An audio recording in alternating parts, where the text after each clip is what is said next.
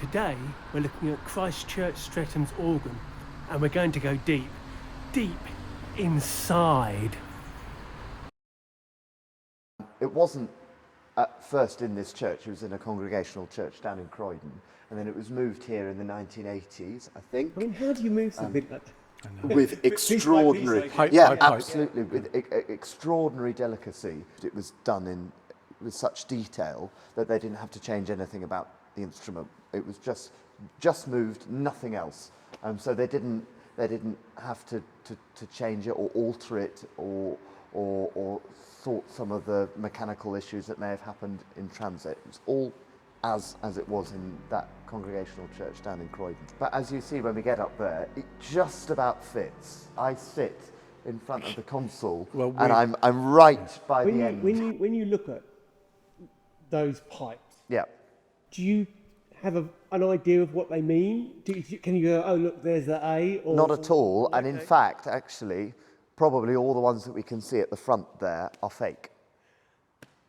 Okay. So they don't. Okay. They won't work at all. Yep, they're purely decorative, and you can see why. Absolutely. We can actually go inside the instrument, so I can show you inside the workings of it, and you'll see that the complexity of it means generally it's not that simple just to have those pipes at the front working like that. As a piece of machinery, which I don't know nearly enough about, it is really quite extraordinary. And for a long, I mean, the organ as a contraption is hundreds of years old. But at that time, the mechanisms involved in creating an organ were the most complex of any sort of machinery. Yes.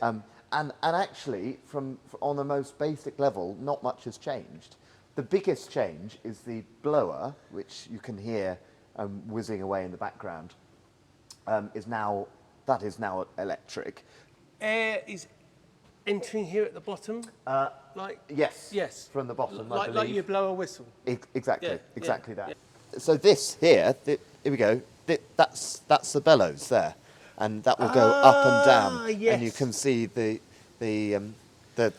shape there. So it can increase and depress depending on how many stops are out, so therefore depending on how much air you need to produce noise. So when you've got all the stops out, of course you're going to need more air than if you just got one small stop. So, weather has a great influence, like with anything, but really can have a great influence on the tuning of it, because if it's warmer then it'll expand, whereas if it's colder it'll get smaller, and so therefore all the pipes will slightly move, and then you can get all sorts of things. And that's quite a typical church organ problem. Yeah. That as soon as you get into sort of October, November weather, as it suddenly gets colder, all the organs go like that.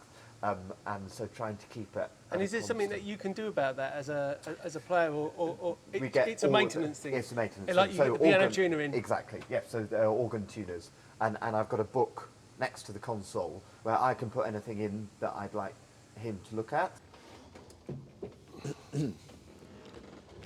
The piano, of course, only has one keyboard, like that, but the organ can have up to 6 or 7, I think. Some of the biggest organs in the world have loads and loads of keyboards, and so therefore we call these different ones, we call them manuals. For our feet, so if I just show you like this. And you play it barefoot?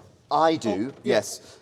You can get special organ shoes that look a bit like ballet shoes. Okay. But that's just because when I started playing, I never wore that, I didn't have them.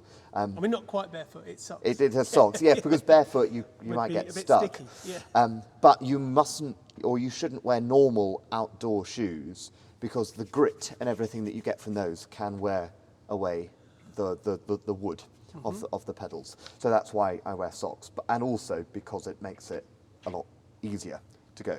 And how hard is it to press down the... So it's very easy. It's like a piano. Just like a piano, yeah. Yeah, of course. But so they play a note. They're not softening. No, they It's play a completely different job. Yep. So and what you can... is it a full keyboard? Like it's just another one of these layers? So that is the same. You can connect the different ones together as well. So if I do this, see, I'm not using my hands at all, but with my foot, can go up like that.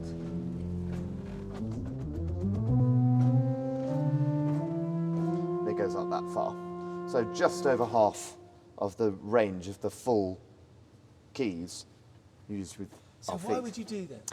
For more noise, basically. They're louder, are they? They are generally deeper, but these are louder. So if you've got lots of noise on here, but you want to have the depth of the pedals, and you want to have a lot of noise down right, because this does the bass normally. So if you want to have a lot of noise right in the bass, you'll connect all the loudness up here with the weight and depth of the pedals down there. So the people, when you're in your book, will it actually score it so that there are multiple things Sometimes. that they'll know, and they'll know the intervals that you can normally hit? Yes. So so organ music. So either you can get something just like piano music, so you get the top line and the bottom line, and it's our job to work out exactly where we would put the pedals if we wanted to. Sometimes you wouldn't use your feet, but mostly you would. But then some organ music, such as this, will actually give the specific pedal part here. So that's our right hand, that's our left hand, and then this bottom line under here are for our feet. Okay. And in doing that, you may decide to engage these upper... Yeah, exactly. But that's your decision. It's not written in the... Sometimes it is written in. Okay. So there, Guillemot, who's written this piece, has told you pedal, where to put pedal, and the three different manuals, what to do with them. But quite a lot of the time, particularly if you're playing hymns, that's completely your decision. And a big part of my job is, first of all, before the service, to look down there to see how many people have we got, how many people do we have in the choir, so therefore what range am I working with. Oh, okay. But then even after we've started, having a listen, Augustine, who was singing, has got a wonderful big voice, so when he's singing in the congregation, I might I can make it a bit louder, or as a church organist rather than a solo organist, it is my job to make sure that I'm accompanying the congregation, encouraging them, but ultimately accompanying them, so that they feel enabled to sing and do whatever else that they want to do to the best of their ability. So I'm not drowning them out by playing too loudly, but I'm also not playing too quietly so that they don't have confidence. And as I said, that's the sort of thing that I'm constantly doing throughout the service. Literally adjusting it and pulling the stops. And literally pulling stops out like that. There seem too many. There are quite a few. I think there are 37 on this organ, so there are quite a lot. And actually, so as I said, this organ hasn't been altered at all since it was built, I think actually in 1886, but it hasn't been altered at all, I believe. So therefore, in some ways it's quite archaic, which is fun, but it also is quite tricky as well. So normally, you can get buttoned nowadays on here, and they're normally numbered 1 to 5, let's say, on each one and down here. And we've got 3 here, but they're just quite general, so they're called general. And what you do, you push down one, and if you see up here, if I push down that, you'll see it'll change like that. Okay. So it'll bring out stops like that. So it's just giving you a choice of how. Oh, well, but it's doing so that's doing many stops. Yes, yeah. So that sort of does it for you. Yeah. But that's all we've got on this organ. Whereas on other ones, you've got buttons here as well, where you can do that easier and quicker. And that would be an electric thing where it would do the switches. Exactly. So I'll do the end of one verse and then change it as if I'm making it louder for the next verse.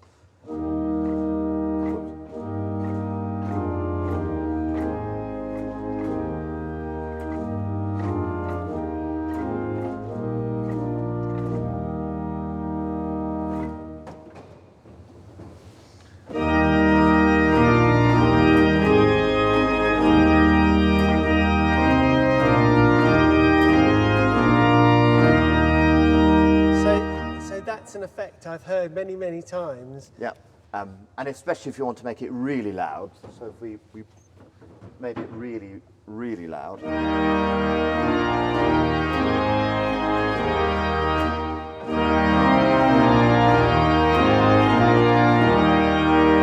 So I have to bring out that one within the musical time. Otherwise, down and it there, becomes a musical movement. absolutely, because we need to make sure that we're still together. Because if I take too much time pulling out the stops, then they'll be lost. They'll lose their confidence. They'll lose their drive to sing the hymn. And that's the "O Come All Ye Faithful" moment, isn't it? That's what. Absolutely, exactly. When suddenly everyone goes like that. When I was a chorister, we went on tour to Germany, and we were singing a piece by Samuel Sebastian Wesley, and it was quite quiet. And then suddenly there was a moment that said in the music "full organ," and what they mean by that is literally pulling out all the stops out. But the organ there was like this, it didn't have any of those buttons. So he got to the end of this moment, and then the organist and his assistant, they both had to go, and you could hear that whilst we were waiting, and then like that. I'm going to listen for that If change, you ever hear it, because there was a visceral change, you could hear absolutely, that. Absolutely, because you can sometimes, on some of the really big ones, you can hear the mechanism going in and out. All of the, so I should explain about what they all are. So this middle one is called the Great, because it is the main manual. Yeah. So on all organs have one of these, i.e. so a one manual organ, the manual will be this one. It will be the Great. And it's normally the one with the most amount of power, the most amount of sound, but also often quite versatile as well with what it can do. G-R-A-T-E? G-R-E-A-T. Like big? Yeah, exactly. And so great organ is what we call it. And that's the one, particularly if I'm accompanying the congregation and you want a good rich sound, I will always use the Great and then add on stuff. This one up here is called the swell, and this is normally a bit quieter and has a slightly different range of stops, but can add a bit more difference. So if I just show you... So this band of stops is the swell organ? These up to there, okay. They're the stops for this manual here. Right. So anyone I pull up here, so if I just show you, so I'll nothing there. You go like that. Okay. But that doesn't alter anything else here. But also tonally, that's a different. Can you do this? Play the middle one.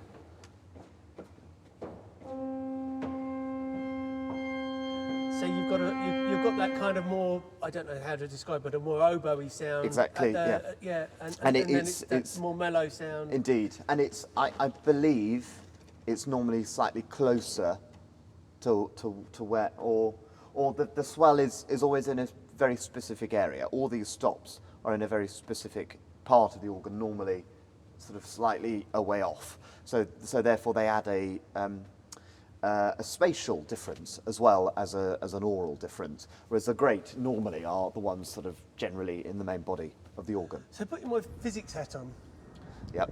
I can see how you're going to potentially get some constructive and destructive interference and resonances. And do you sometimes play things where suddenly the whole thing's, you can feel it moving a bit more? You can, absolutely, especially actually down with the pedal. If you've got a very deep stop, you can feel it. I sometimes feel it sort of there. Yes. You can feel it shaking. Yes. And that's part of the vibrations. And absolutely, because then you get a sense of it all. Yeah. And then then the last one is this one here, which is called the choir. And this is traditionally very, very close to where you're playing. So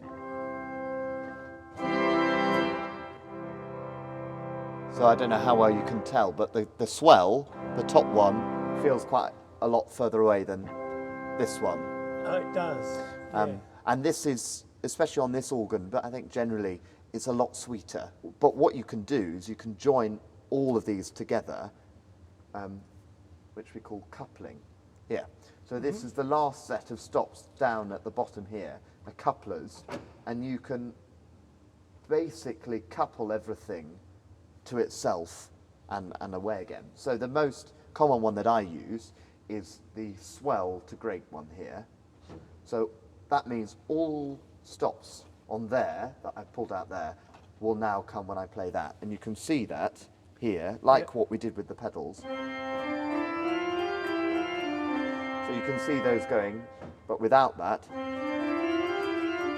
And so if I make it a bit more obvious for a difference in sound, so this is without it coupling, and then with the coupling,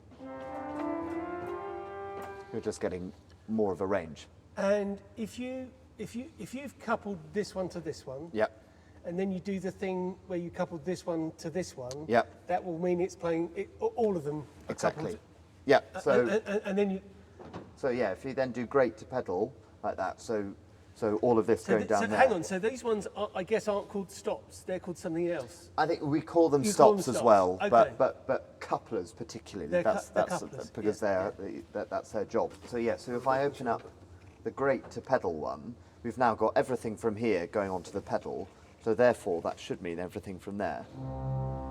So see, that one and that one are both down, even though I'm not touching them, just because of the pedal, Yeah. like that. And sometimes when you couple them together, it can actually make the physicality of playing them harder because you're having to play twice as much at the same time. The resistance I is get it. twice So as much. you're physically moving, and that's why you might want to do it with your feet because you've got a bit more strength. There. Exactly. Yeah. And on all this organ, the only one that it really makes a difference is this here. So you can couple the choir with the swell. So like this. So that's very easy. But when I do swell to choir, it's really quite impressionably a lot more. Can I feel the difference? Please. So So without, and then with, oh yes, yeah. a very clear difference. Yeah. So that's that's why sometimes you have to be quite.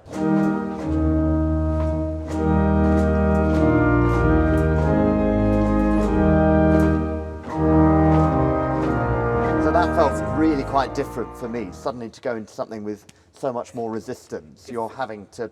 It feels almost. I mean, it's almost dance-like actually watching you, and they're quite definite movements Yeah. and clearly involve force. Absolutely. Which isn't really what I was imagining would No, happen. no. Yeah. And I think that's a big difference between the organ and the piano, because the piano, it's all about what we call touch, so how exactly you respond to the key, because the way a piano works is there's a string in there and it's hit by a hammer, and how hard the hammer hits the string depends on how hard you press the key. But with us, it doesn't work like that at all, because all you're doing by putting down your finger is you're just allowing the air to go through. So if you put it down lightly or really hard, it makes no difference to the sound you're producing. But when you've got something like this, where the coupling has meant the resistance is a lot higher, you need to put down more strength to get through, but that's not going to change the articulation, the sort of the short or length of the note at all, Yeah. because it's just the mechanisms of the instrument. Does that mean that you can't do that kind of soft fade? Not really, no. It's on or off. It's on or off, yeah. okay. And you can of course do short and long, Yeah. but trying to, It's the same. you can't. So that's when you would change your stops here. So if we wanted to start sort of imperceptibly quietly, if we go up here, we might go here. That's very quiet, and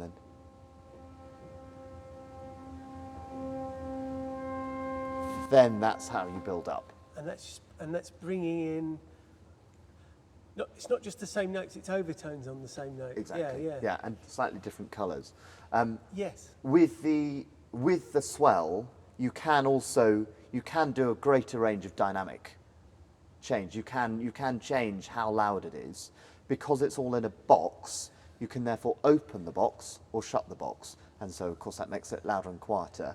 And normally on organs, you see something that looks a bit like that. It looks a bit like a car pedal. So you put it down to open it and then release it to shut it, and that will change how loud or quiet it is. But on our instrument, because it's old, we've got these things down here, and you see these little sort of teeth in there.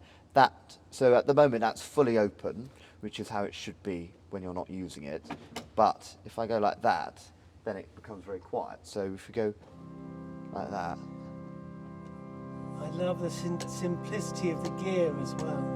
like that, that's a lot harder to use than just a sort of an accelerator pedal or whatever, Yeah. because that you can do a lot easier. You can stop where you like. That's something that you'll tend to set up before a piece, and yeah. Exactly. And there's a preparation before you put the whole instrument in the right position so that you're ready. Indeed, Yeah, indeed. It's not like a piano. No, not at all, not at all. And I have to be honest. Sometimes I'll be playing something and think, why is this not sounding quite right? And then I'll look down and think, oh dear, I've forgotten to move that around or whatever. And Can you make mid piloting corrections or? Sometimes. Yes. I can see how hard it would be. And then, you're hoping for a significant gap. Quite, yeah. And depending, my success rate is probably not always terribly high. So I hope that it should be set up better before I start.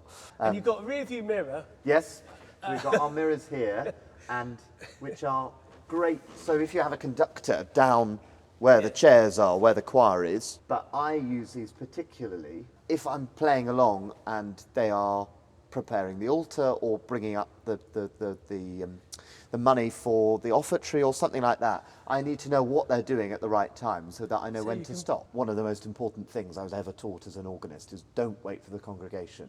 Because if you wait to hear them sing, you'll just get slower and slower and slower. So you just have to lead them. Go for it. Yeah, absolutely. Yeah. So when I go to the cinema, I tend to stay till the end of the credits. Yeah.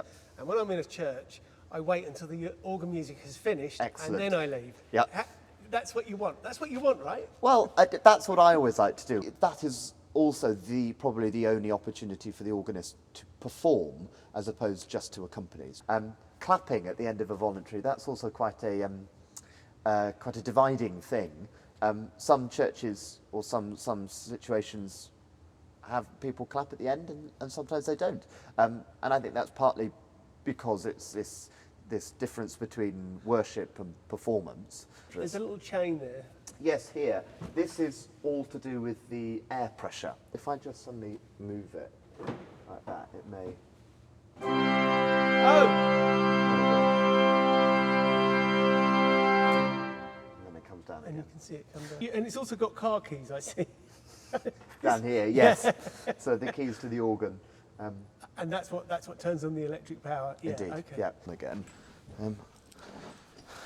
Oh, I can hear like a powering down. Yep.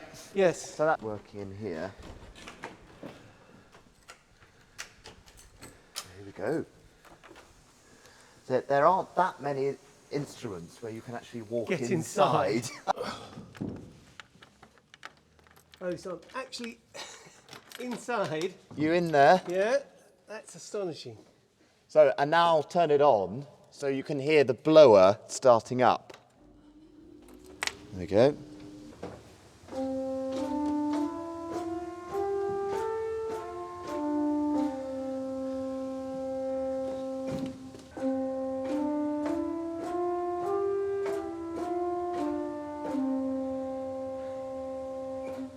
Can I have a low note? Yeah.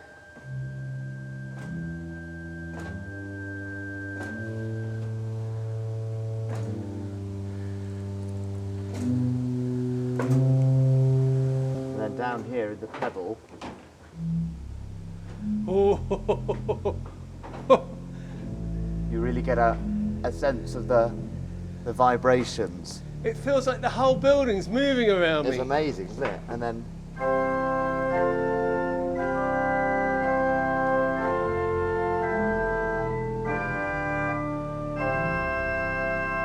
I think this thing I'm sitting on is moving up and down. right. I mean, a little bit, very slowly. That's probably the blower then, I think. How extraordinary. So the whole thing's a pneumatic. Yeah, absolutely. Everything moves. There we go. It's a bit like being on a waterbed Yeah. made by Heath Robinson. That's just Rather extraordinary. really... Yeah. I've never done that before. No.